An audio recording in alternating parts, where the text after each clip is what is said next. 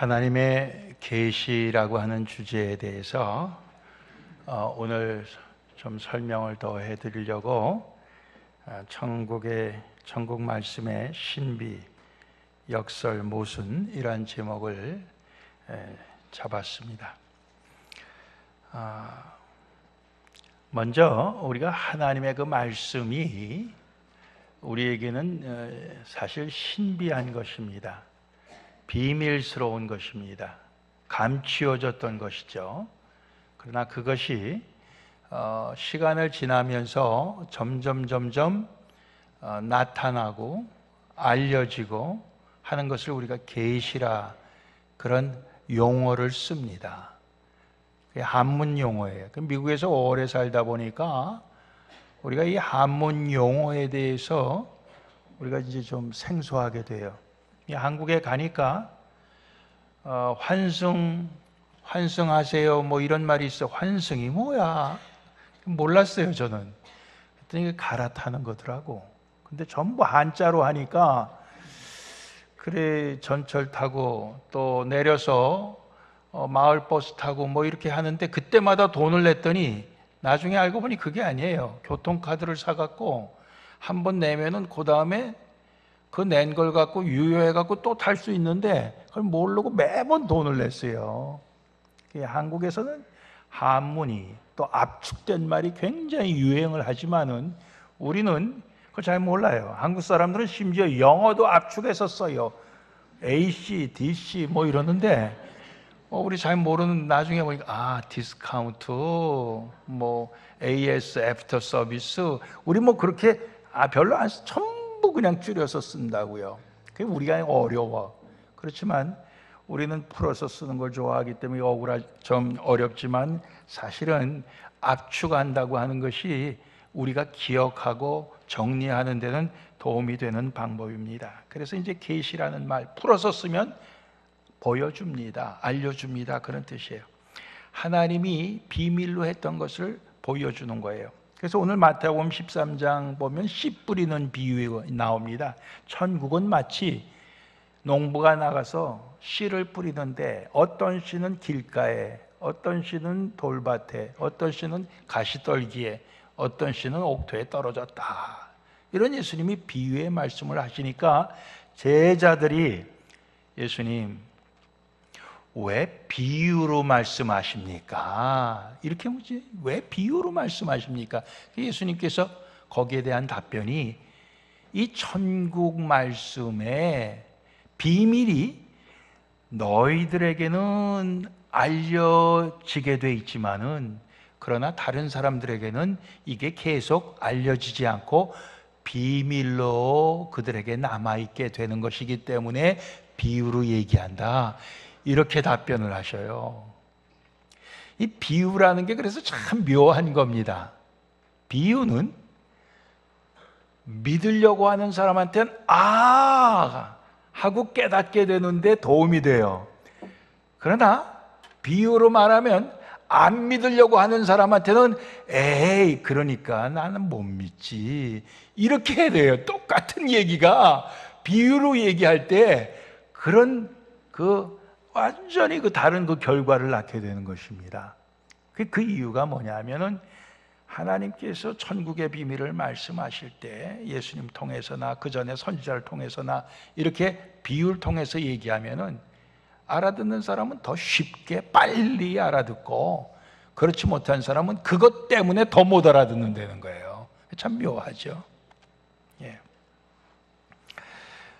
제가 대학 다니던 시절에 교회 가서 목사님 설교를 들으면은 목사님이 이렇게 무슨 예화를 들거나 비유를 들거나 뭐 얘기하면은 꼭 저는 거기에서 뭔가 틀리는 것을 꼬집어냈어요.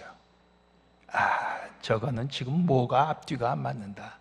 뭐가 안 맞는다. 저거 틀렸다. 그런 것만 계속 꼬집어냈습니다.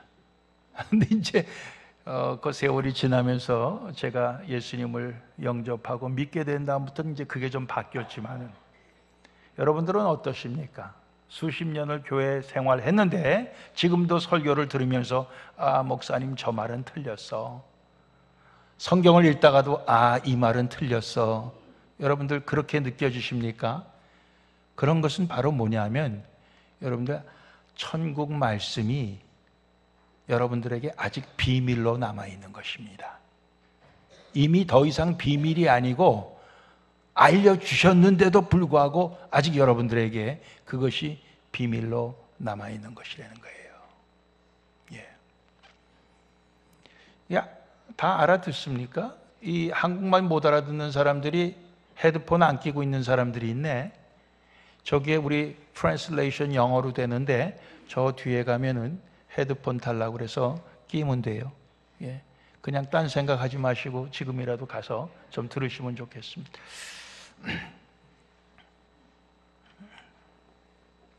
그래서 오늘 그 비유로 말씀하시는데 그 비유로 말씀하시는 중에서 우리가 네 가지의 그 밭이 나와요. 하나는 길가, 하나는 돌밭, 하나는 가시떨기, 하나는 옥토.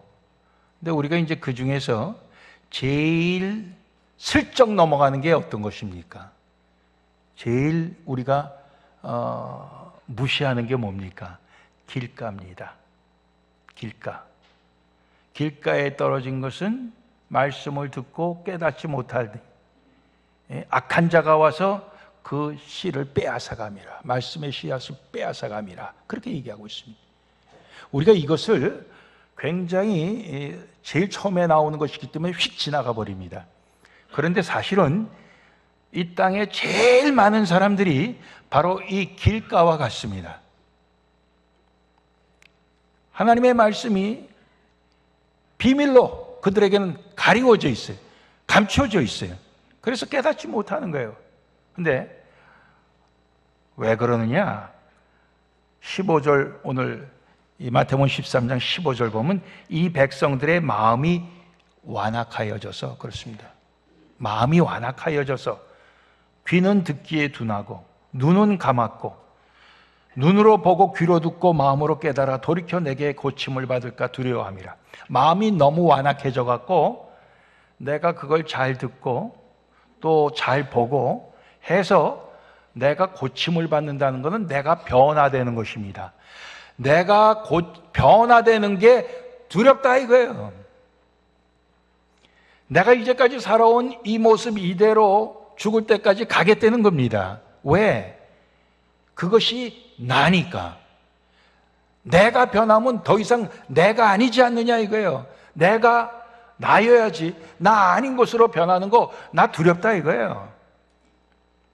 고침받는 것도 두렵다 이거예요. 변하는 거 두렵다 이거예요. 난 이 모양 이대로 죽을래 그거거든요. 변화되는 거, 고침받는 거 나 싫다 이거예요. 두렵다.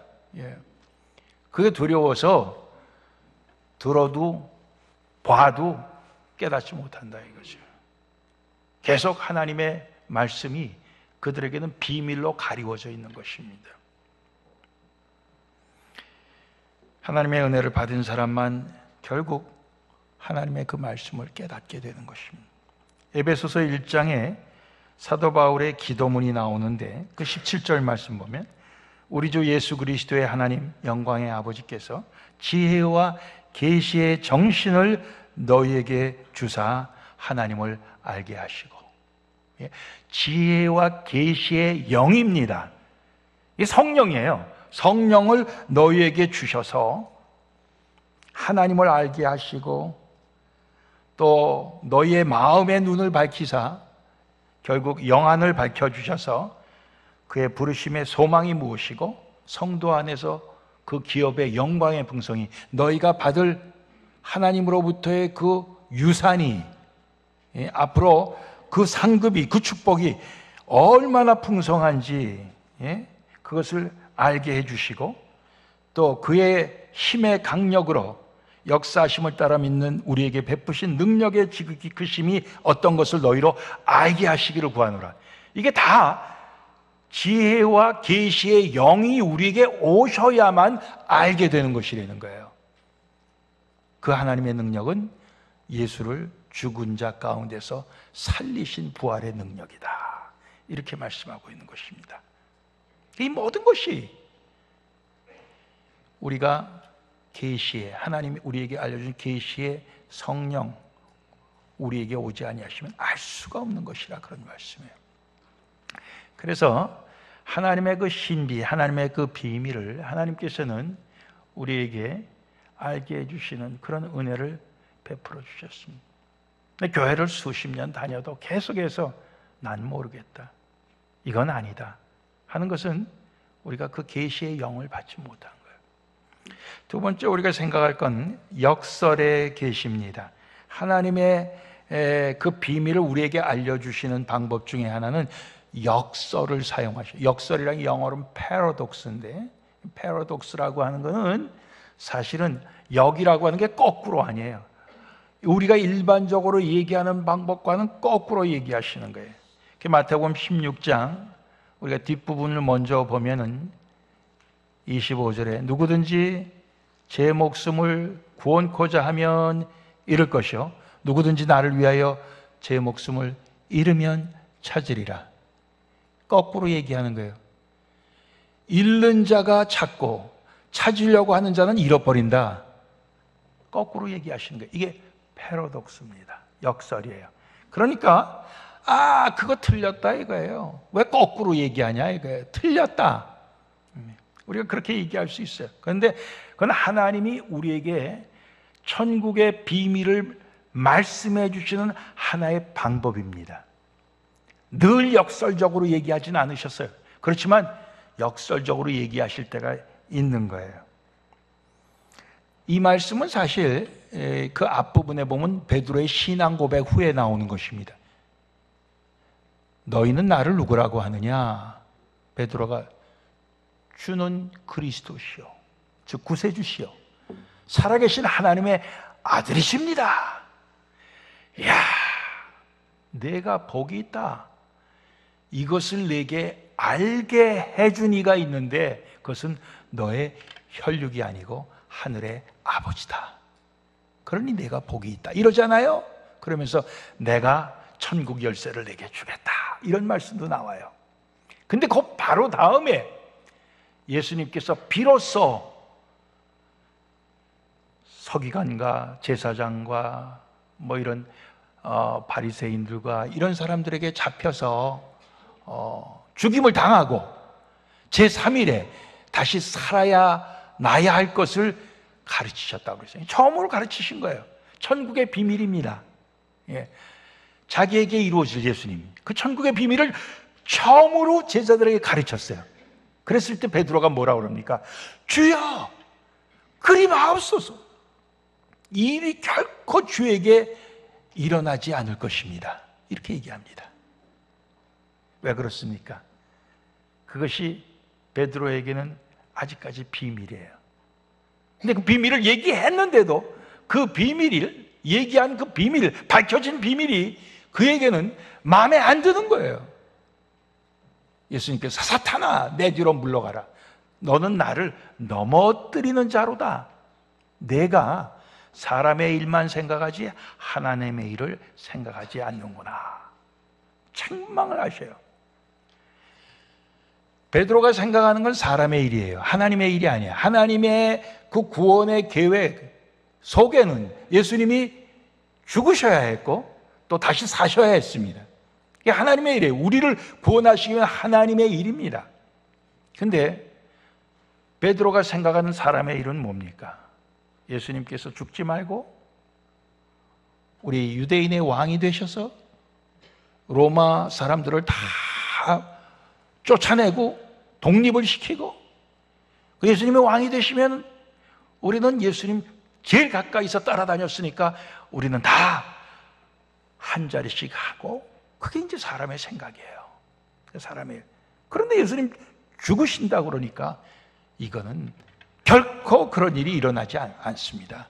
예수님은 죽은 자를 오히려 살리셨던 분인데 이게 무슨 말씀입니까? 그런 얘기죠.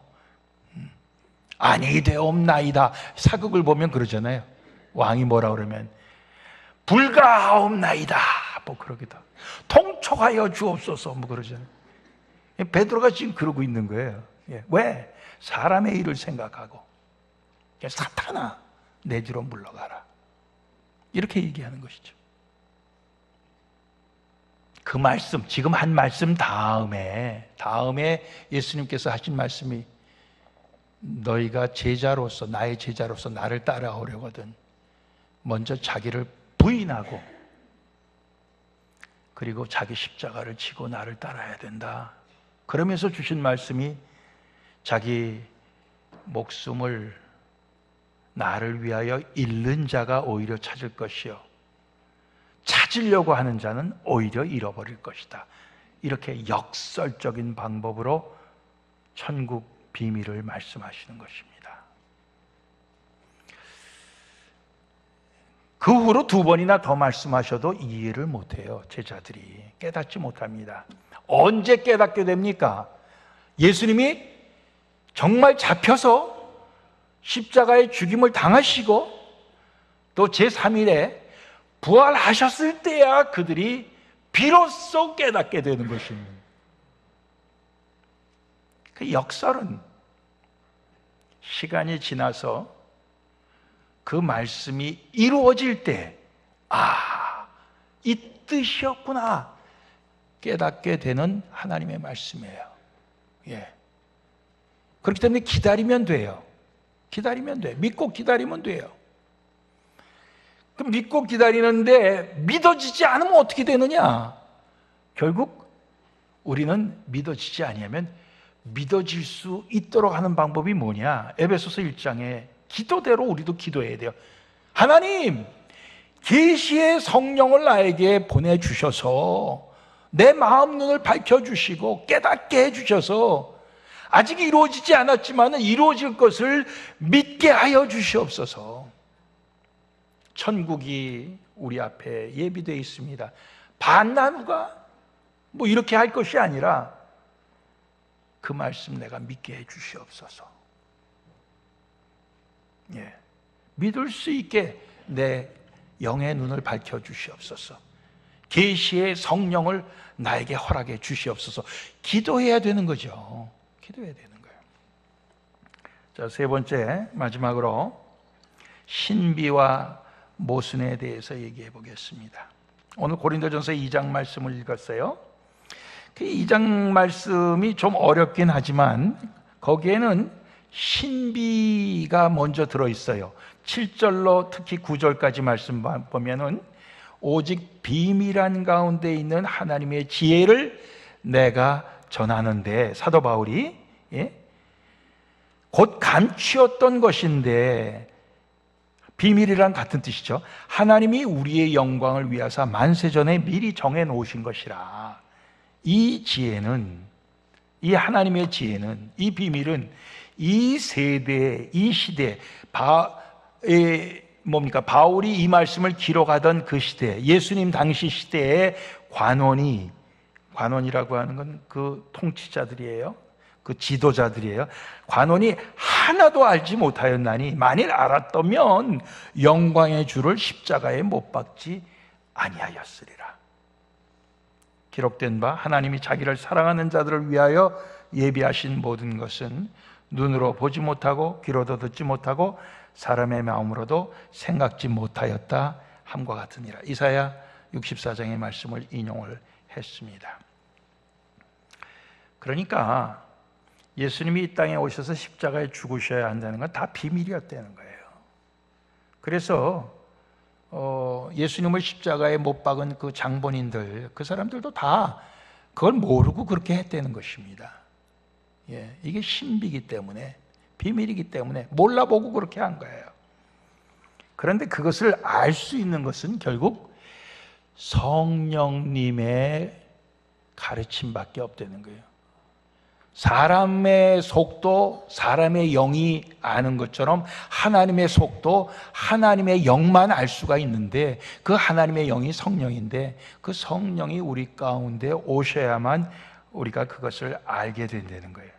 바울이 바로 그런 얘기를 하는 거예요. 우리는 세상에 속한 영을 받은 게 아니라 하늘로부터 하나님께로 온 성령을 받아서 우리가 이것을 알고 또 이것을 전파한다. 그렇게 말씀하고 있는 것입니다. 그래서 12절 말씀 보면 우리가 세상의 영을 받지 아니하고 오직 하나님께로 온 영을 받았으니, 이게 성령이죠. 이는 우리로 하여금 하나님께서 우리에게 은혜로 주신 것들을 알게 하려 하심이라.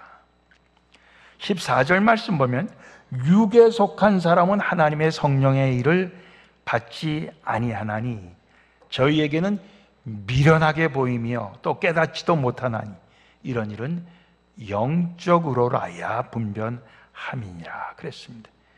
육에 속한 사람들, 우리가 아까 마태복음 16장에는 완악한 사람 그런 얘기가 나오는데, 그런 사람들은 결국 깨달을 수가 없어요. 하나님의 말씀의 그 신비를 보여주어도 깨닫지 못해요. 알려줘도 깨닫지 못해요. 왜?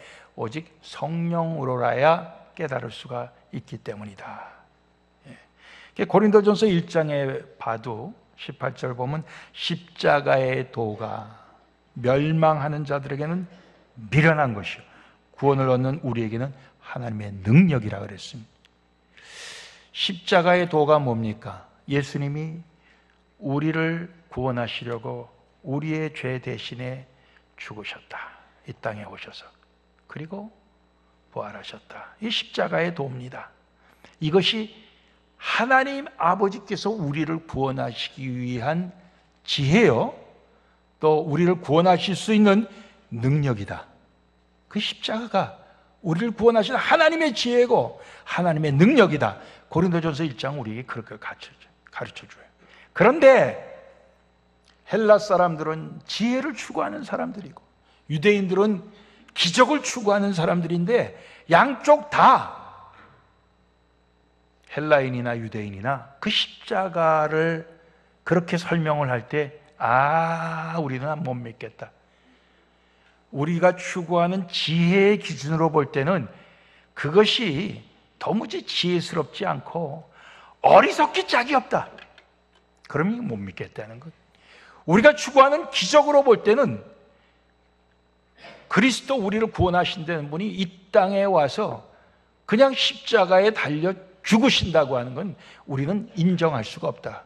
그게 무슨 능력이냐? 그게 무슨 기적이냐?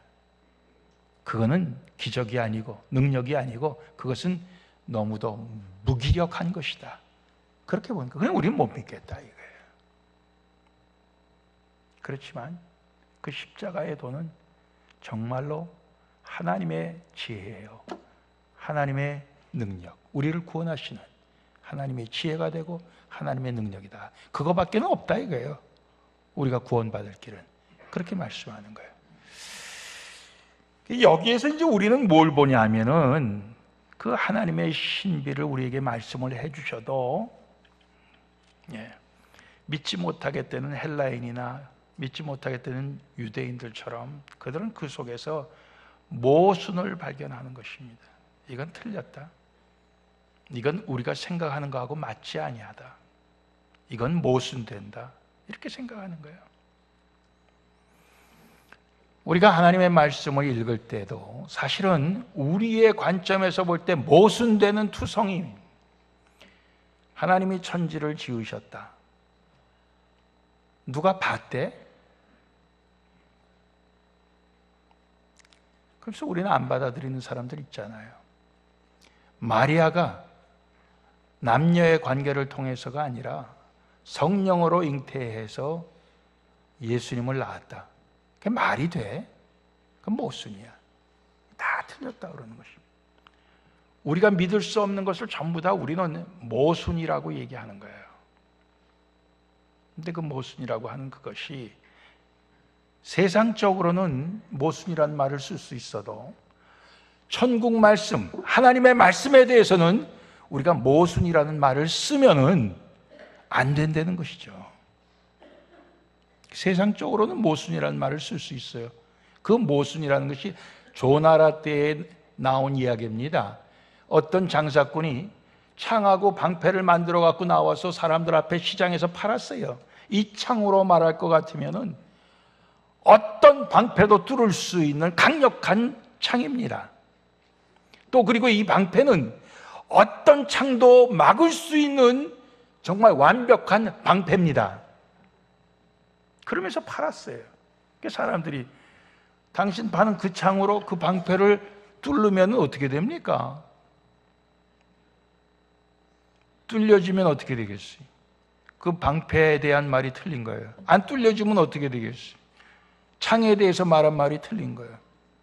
그래서 그게 모순이 되는 거예요. 그 세상적으로는 모순되는 말이 많아요. 앞뒤가 안 맞는 거예요. 왜 그렇습니까? 그건 거짓이기 때문에 그래요. 거짓이기 때문에. 모순이라고 하는 건 거짓을 얘기할 때 얘기하는. 그렇지만 우리가 하나님의 말씀에 대해서 모순이다 하면 하나님의 말씀이 거짓이라고 그러는 거예요. 우리는 모순이라고 얘기하면 안 되는 거예요. 아, 이거는 나에게 아직 비밀이구나. 내가 아직 이것을 깨달을 수가 없구나. 이렇게 생각하셔야 돼요. 언젠가는 하나님께서 이 말씀을 깨닫게 해주시기를 우리는 바라는 마음, 그것이 우리의 신앙적인 자세입니다. 여러분들 아무리 오래 신앙생활해도 우리가 비밀이었던 것이 점점 계시되어서 내가 알게 되고 믿게 되고 그렇게 해서 주님과 더 가까워지는 것이 신앙생활이지, 모순된다고 딱 우리가 인정을 하고 내가 여기 이상 더 이상 내가 믿을 수가 없다 딱 금을 건너면은요, 교회 수십 년 다녀봐야 그것이 우리의 교회 생활이라고는 말할 수 있을지 몰라도 그게 하나님을 믿는 신앙의 생활은 아니라 이것입니다. 왜 우리의 신앙이 계속해서 자라지 못하고 늘 제자리 걸음 하기도 힘드냐? 뒷걸음질 안 치면 다행이다. 왜 그러느냐? 우리가 모순이라고 하나님의 말씀을 낙인 찍기 때문입니다. 모순이 아니에요. 모순은 거짓에 대해서 우리가 낙인을 붙일 때 그게 모순이에요. 하나님의 말씀은 진리입니다.